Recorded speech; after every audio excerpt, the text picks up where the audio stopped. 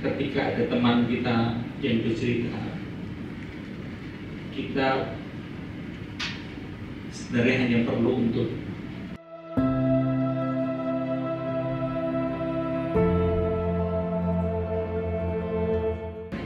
sering terjadi juga lingkungan kerja yang tidak ramah terhadap isu kesehatan mental.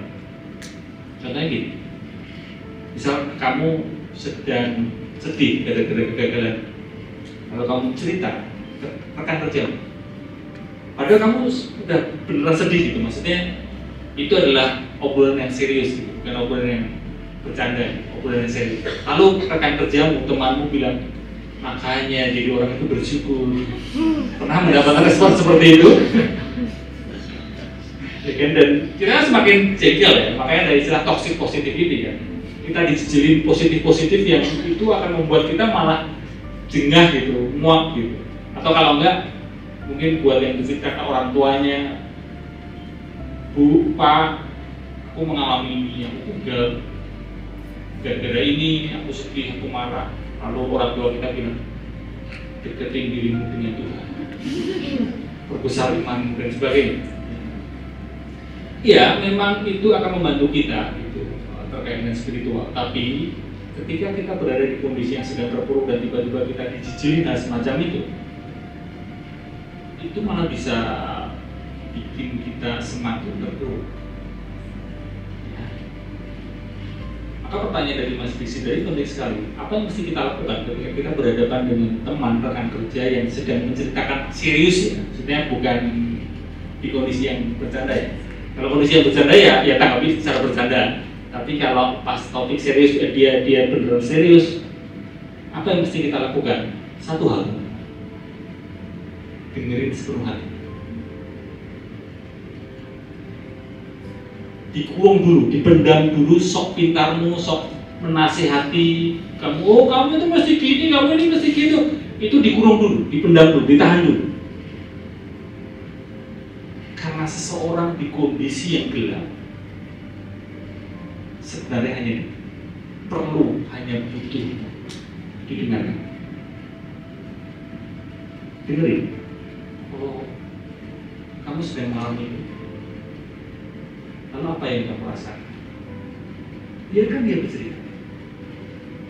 Tutup dulu mulutnya, buka telinga.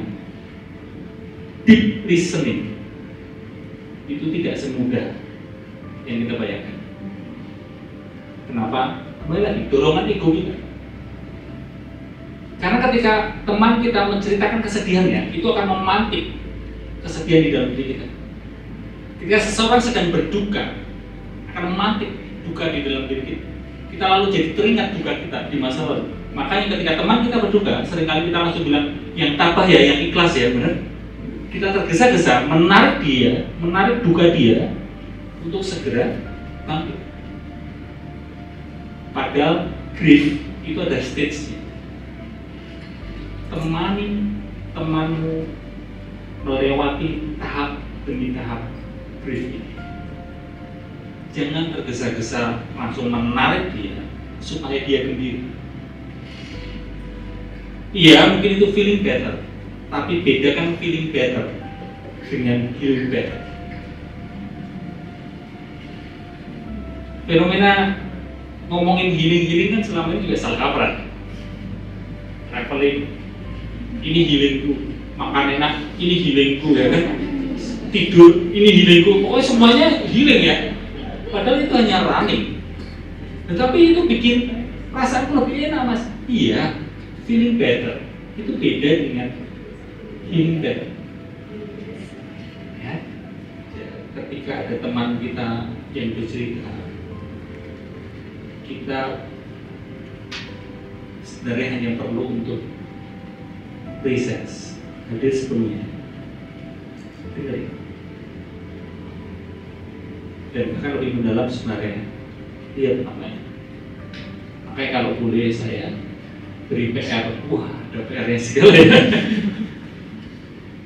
Mungkin pulang dari kantor nanti malam bertemu dengan keluarga, bertemu dengan orang tua, bertemu dengan anak, bertemu dengan pasangan. cobalah sejenak, yuk duduk berdua berhadapan-hadapan dan hanya lihat matanya. Presence itu menyehatkan mental kita. Di listening memang perlu kita latih.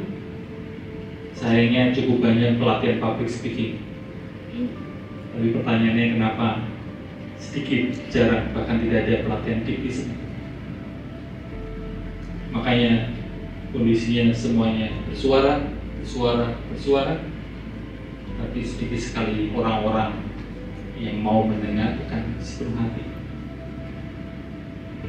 Ketika mendengarkan tapi ternyata masih dirasa kurang, sarankan mereka untuk ke profesional, psikolog, psikiater, atau layanan psikolog. Dan itulah yang kita perlukan, apalagi ini di hari kesehatan mental seperti ini. Kita benar-benar menciptakan kondisi yang ramah kesehatan mental. Beberapa hari yang lalu saya mendengar kabar ada mahasiswa di UGM Jogja, kota yang saya cukup lama tinggal.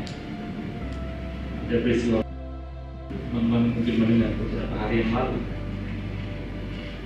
Setiap kali saya mendengar kabar siapapun itu,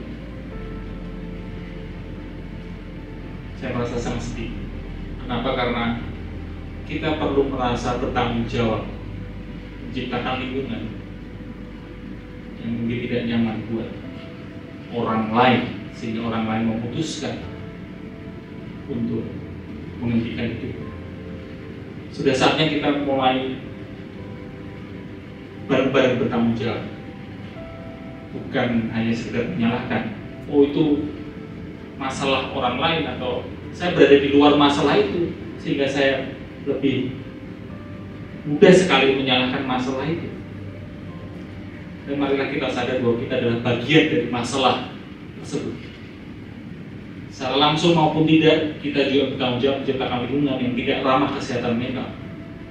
Mulai hari ini, mari kita pelan-pelan berlatih ramah, berlatih gentle with ourselves, berlatih untuk mengurangi sikap-sikap agresif kita, terutama ketika kita mengalami kegagalan.